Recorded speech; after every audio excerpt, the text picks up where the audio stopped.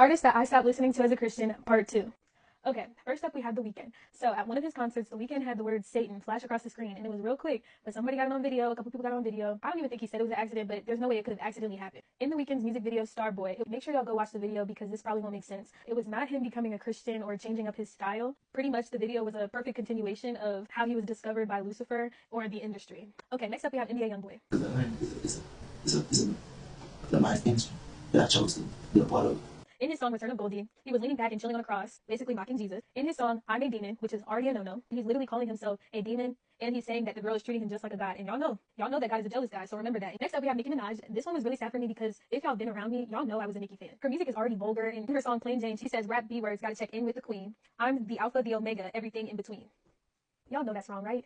If y'all read Revelations 1:11, y'all know that God is the only alpha and omega, and he makes it clear. In Jay-Z's song Empire State of Mind, he said, Jesus can't save you. Life starts when the church ends. Next, we're going to move on to Sam Smith. So if you haven't seen Sam Smith's unholy performance at the Grammys, he was dressed as the devil.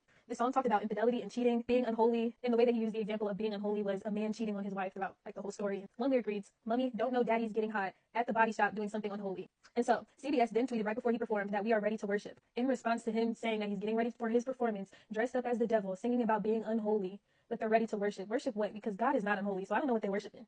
Moving on to Playboi Carti. This is for his whole lot of red merch. We have the pentagram that shows the association with Satanism and the occult on this shirt, and then we have the upside down cross on the next shirt. Then we have a picture of Playboi Carti showing off his, well, not showing off, but showing off his new Satan tattoo on the back of his neck.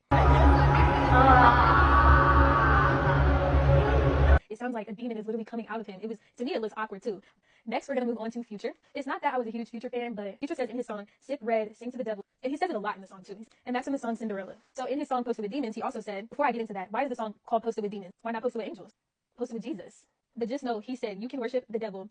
B-word, just drop these bricks. I don't care if it's a real song, if it's a true story, don't say that. Y'all have to remember that Satan is a fallen angel. He's trying to lead as many people away from the truth and to sin. Moving on, we have the baby. So this picture, already wrong. He's on the cross, he's hanging there, he's trying to portray himself as Jesus. By him mocking Jesus, it's very offensive to Christians in my opinion. It's like he's belittling and not valuing the sacredness of Jesus' crucifixion, which can be classified as the ultimate expression of Jesus' love.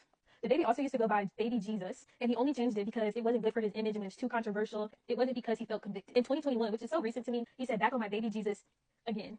I know he's talking about an album, but don't call yourself that. Don't associate that name with whatever you got going on. There's no reason I need to keep listening to these songs. I don't need to find a whole bunch of songs of them calling themselves demons or a god or mocking Jesus in order for me to stop listening to them. It doesn't take all that for me. Next, we're going to move on to Lana Del Rey. I'm not sure if she is or was or is still Catholic, but if you take a look at her Gods versus Monsters lyrics, it says, "In the land of gods and monsters, I was an angel living in the garden of evil.